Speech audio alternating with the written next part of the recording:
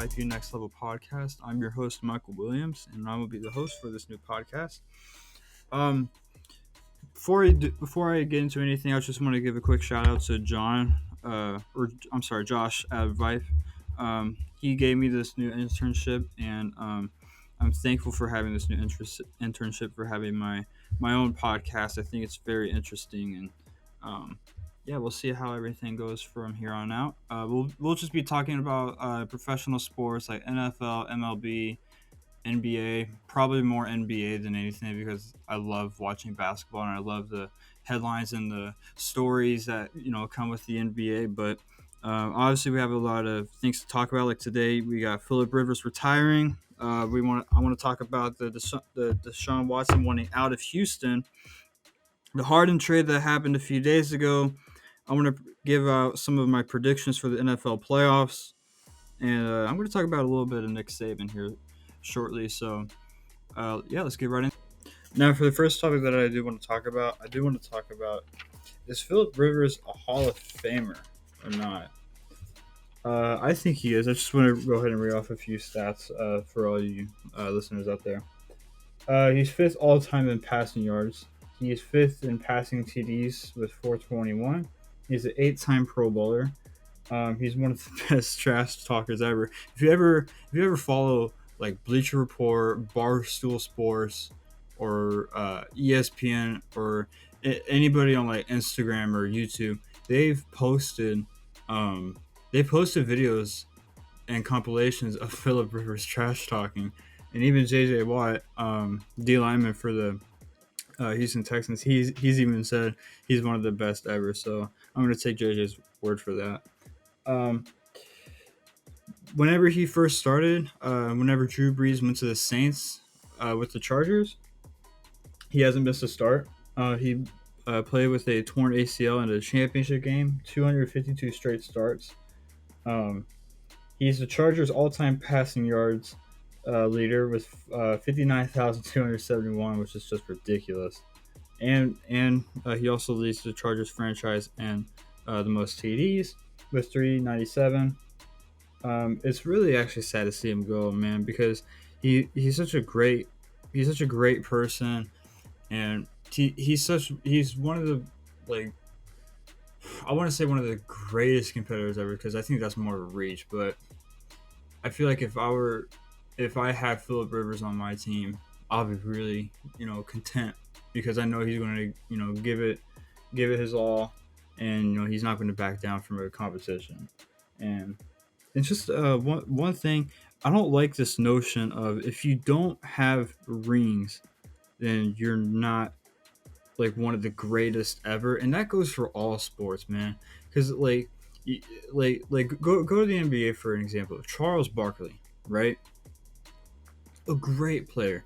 I never personally watched him because I was born not in the times where I could watch Charles Barkley play, but just Charles Barkley is a Hall of Famer, and he doesn't have any rings, right?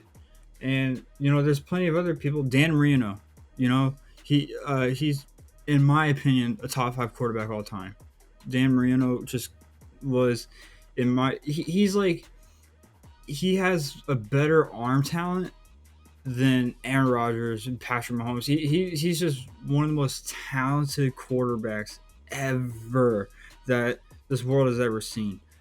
He never won a Super Bowl, and he's a first ballot Hall of Famer.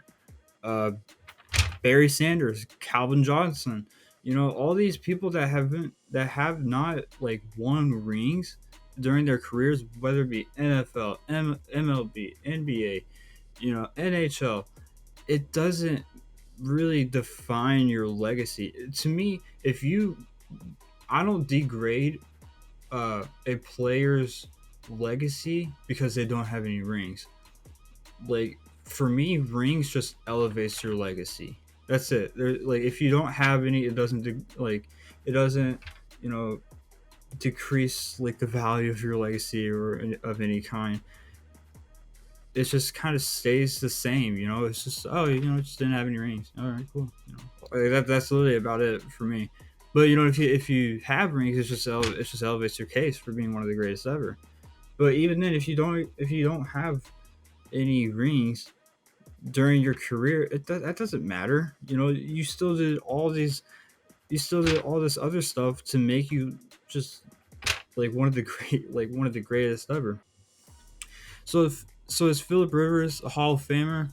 Yeah, to me, he's a Hall of Famer. I could see why people wouldn't have him in their Hall of Fame, because he has, and this doesn't, this shouldn't, or this doesn't, um how should I say it?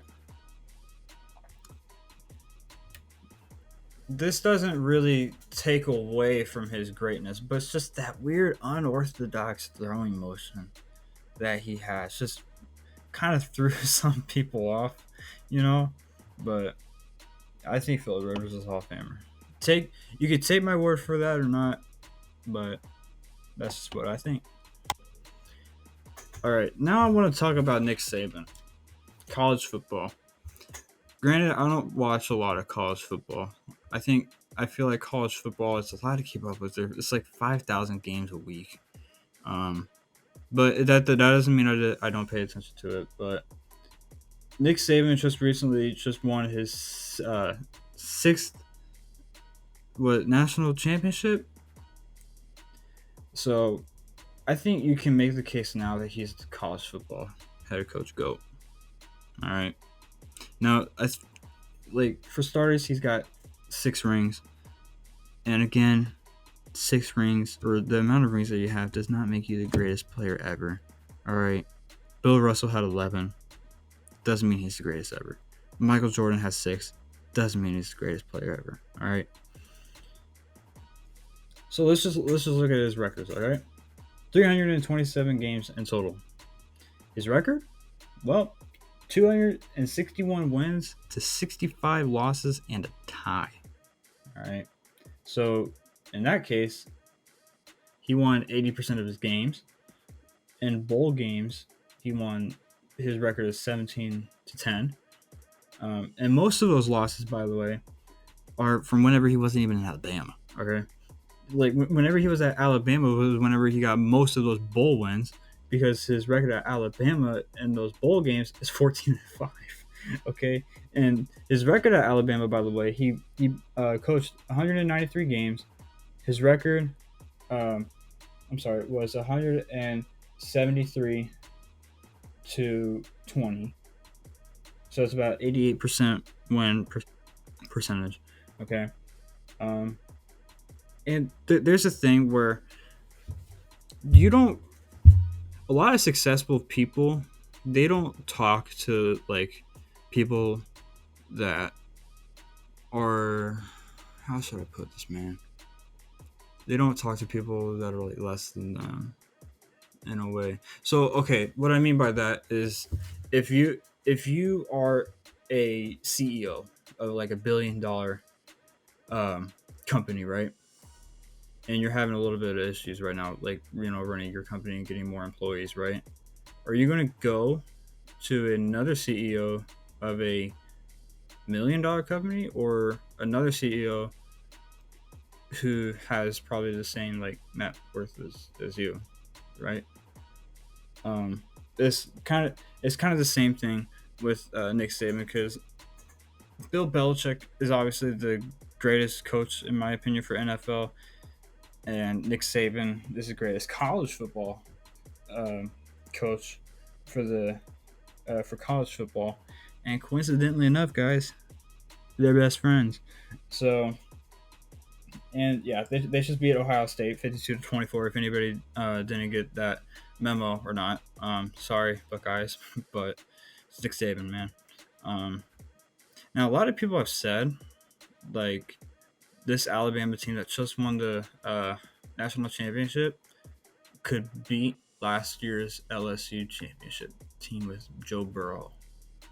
I don't know about that, man. I know I don't pay attention much to college football, but I watched both of those national championship games because I just love football. And man, like you could say, yeah. So LSU didn't go against as tough competition as Alabama just recently did, right? But Alabama also went against teams that were dealing with a lot of COVID protocol issues, a lot of you know safety concerns and all that. But besides that, if you just looked at how both teams beat their opponents, LSU's talent was just through the roof, man. So let me know. Email me what do you think would happen if this year's Alabama team played a game against last year's LSU team? What do you think would happen? Because I feel like it would be close, and I feel like Alabama would get like a lead, but I feel like just LSU would just score like 28 straight, you know, like the Browns, Yeah, so that's my little short case for like Nick Saban being the GOAT. And just a reminder for everybody, the amount of rings, I said this before and I said it again, and I'll say it again. The amount of rings that you have does not define your legacy. Okay? If you have 0, that doesn't mean you're one of the greatest ever. Okay? If you have 11, that doesn't mean you are the greatest player ever. Okay? So, yeah. Nick Saban, college football. Now, for our next topic, I just want to predict the next few NFL playoff predictions for the AFC Conference Championship and NFC Conference Championship. Before even the playoffs, I actually predicted a few of the game outcomes, and I only missed one game, and that was I missed 2 games, and that was the Titans and Ravens and the Steelers and the Browns. I thought the Steelers were going to win, and I thought the Titans were going to win. Reason being is because I thought Derrick Henry, was just having a phenomenal year, and I think he would have been too much for the Ravens defense. I was wrong, and I'm not gonna lie, nobody saw the Browns going up 28-0 in the first quarter. Like, who would have thought the Browns of everybody was going to go 28-0? Not that I'm not trying to throw any shade towards the Browns, but like nobody expected that to happen. Like, all right, like nobody did. Okay, now let's just preview the conference championship games. Okay, Chiefs and Bills. Patrick Mahomes, Josh Allen. So for starters, I think just the moment we'll start to get to Josh Allen. He's had a breakout year. He's in the conversation for, in my opinion, Offensive Player of the Year. But I would give that to Derrick Henry. Mahomes in that offense, I feel like will just be too much for that Bills defense. It's going to be a shootout because Mahomes, yes, he's coming back from concussion protocol, but I don't think that will change much because of just the plethora of weapons that he has. Travis Kelce, McCole Hardman, Tyreek Hill, Clyde Edwards-Helaire. You can't forget Le'Veon Bell, that offensive line, and then you got, his defense. I really think it's just going to be a shootout between the two offenses. But when it's time to win the game, I feel like Patrick Mahomes is best suited to win in that situation. So I'm going to predict the Chiefs beat the Bills 35-28. Or I'm sorry, 35-31. So yeah, I have the Chiefs beating the Bills and the Chiefs representing the AFC and the Super Bowl. Now, Packers and Bucks. This one is really interesting because it's GOAT Tom Brady versus another GOAT and Aaron Rodgers. And what I mean by that, Tom Brady has got the longevity. He's got most of the records. Obviously has the rings, But Aaron Rodgers, at his position, can do more than Tom Brady, rolling out of the pocket. He's more mobile. He can throw farther down the field and more accurately. He's like the king of the Hail Marys. You know, just watch the tape of him throwing that hail like that 70 to 80 yard bomb to Jordy Nelson against the Cardinals. I forgot what year it was. May have been like 2015, 2016. It could have been something like that. So I wrote something down. Aaron Rodgers, just right now, he's MVP. He's playing lights out. They just picked apart that Rams defense. It wasn't even close. Jalen Ramsey talks his crap. Devontae Adams, he produced. Sorry Jalen, but can't really guard Devontae on that one. Um, I feel like he's going to just light up the Bucks defense. This is also a career. To me, this is like a career game for Aaron Rodgers right now because I feel like he needs to get this second Super Bowl ring in order to be in like completely in that discussion of one of the greatest ever because he would have if he wins MVP this season, right? And now listen, if he wins MVP this season and then he goes and wins his second Super Bowl ring, you know, this year, and obviously he's probably going to get Super Bowl MVP. He's going to be in a room of three people, including himself, with Tom Brady and Peyton Manning having three MVPs regular season and two rings, if I'm not mistaken. Yeah. So I think Brady will keep it close with his weapons along, but I'm still gonna pick Aaron Rodgers because I feel like Aaron Rodgers is just gonna light everything up, and I mean, and also you gotta take into account for the weather, right? This is the first time Aaron Rodgers has played a conference championship game in Lambeau, right? First home championship game in Lambeau. Now you know what that means is weather. The weather's going to be really cold. So, and there's only two people that I know of on the Bucks team that are suited for coldness: Brady and Gronk. You want to know the issue? Gronk is like the second to last year because he did say about a day or two ago that he's coming back next season, and Brady's 43, right? So now I feel like it's going to be 31-24 Packers. I think they're going to represent I don't think. I know Packers are going to represent the NFC. Now to the Super Bowl.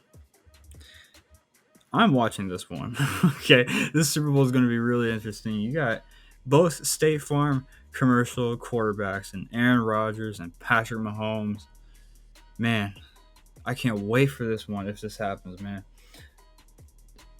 The weather to me will decide for this one because it's going to be in Tampa Bay, and it's going to be about 47 degrees.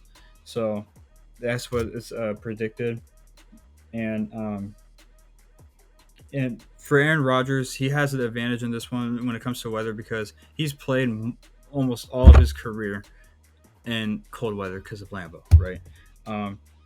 But I'm not saying Patrick Mahomes is going to shy away from it because we just saw him last year just light it up. He came back from the deficit of like 10 points against the Niners. I think that's what it was.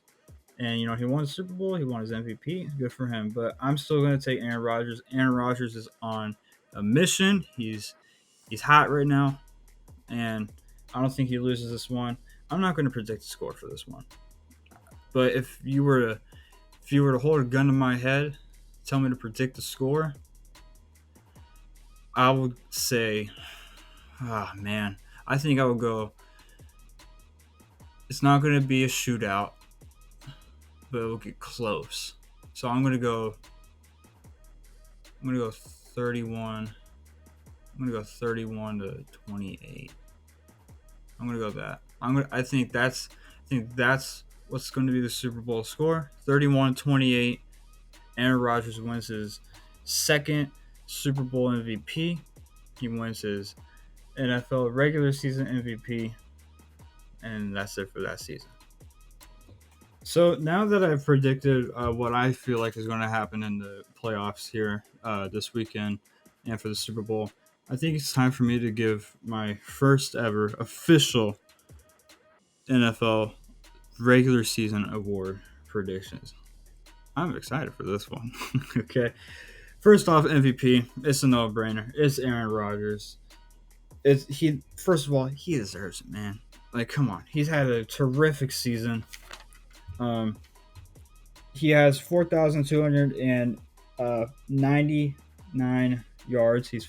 That's fifth. 70.7 completion percentage for the year, highest of anybody this year. 48 to 5 TD interception ratio. 10 clear of. He has 10 more touchdowns than the second person on the list, who's Patrick Mahomes. His QBR quarterback rating. That's one of the most important stats, by the way, to look at when it comes to a quarterback's efficiency and how well they perform.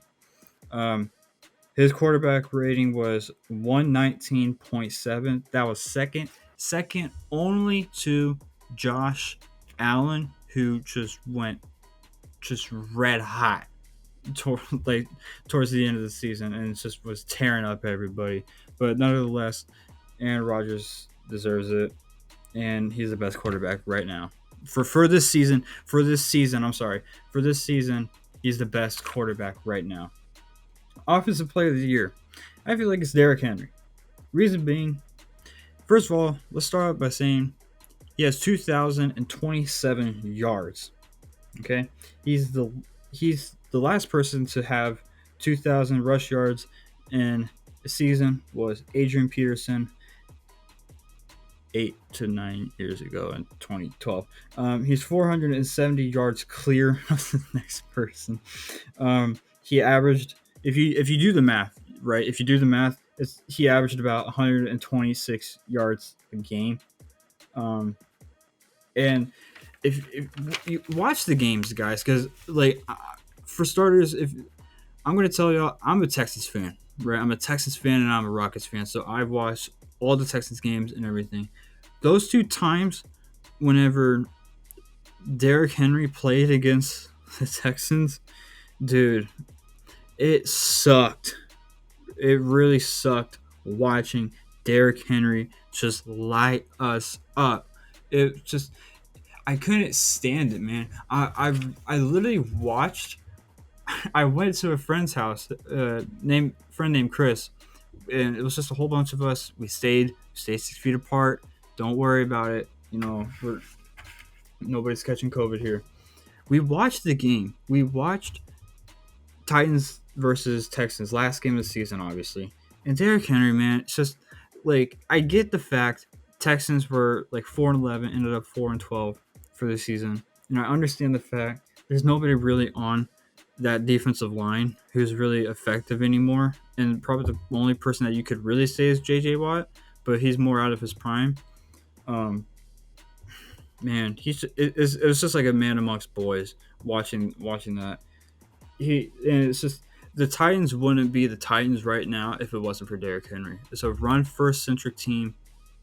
They run the ball. This is how they do it. They run the ball with Derrick Henry twice, and then on third down, if it's 3rd and 4 or something like that, easy check down to with Tannehill to Corey Davis or Brown or anybody like that. So yeah, I have Derrick Henry for Offensive Player of the Year. Defensive Player of the Year, T.J. Watt. It's not close. He led the league in sacks at 15. He was virtually unguardable, and he was the driving force for the Steelers, and he was probably the main reason why the Steelers went on that 11-game winning streak. Yeah, you could look at the fact that they just lost in the playoffs. Going in a hole 28 points to the Browns, but remember, guys, that's the playoffs. Okay, we're talking. This is regular season awards, right?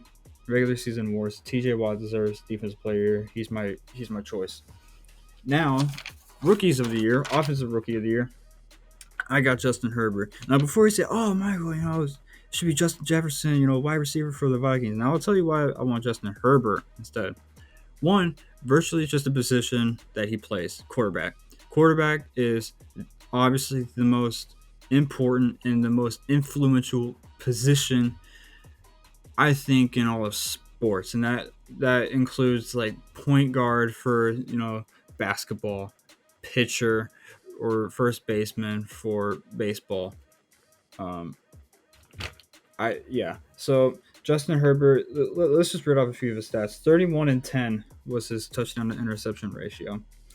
Um, and then he had 4,336 yards. He was fourth for the most yards this season, more than Aaron Rodgers, who I have as MVP. As a rookie, guys, he completed 66% of his completions. He had a QBR of 94.9, which is very good. Okay. And then like I just said again, quarterback is the most important position on the team. And he finished the season winning 4 straight.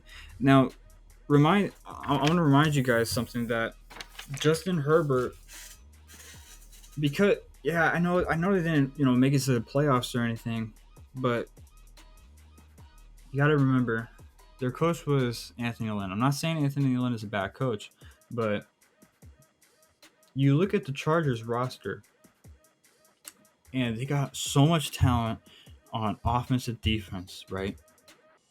And you're watching these games, and they're going up a lot, but they can't keep the lead. And you want to know why? You want to know why they can't keep the lead? Is because they don't have the right coach to have the right game plan and to keep that lead and to just make sure that you win those games. Same with the Falcons. The Falcons' problem wasn't their offense. It was their defense, and it was their game plan whenever they had a lead. So, and whose fault is that? That's the coach's fault. So Justin Herbert for me is offensive rookie of the year. To me, it's not really close.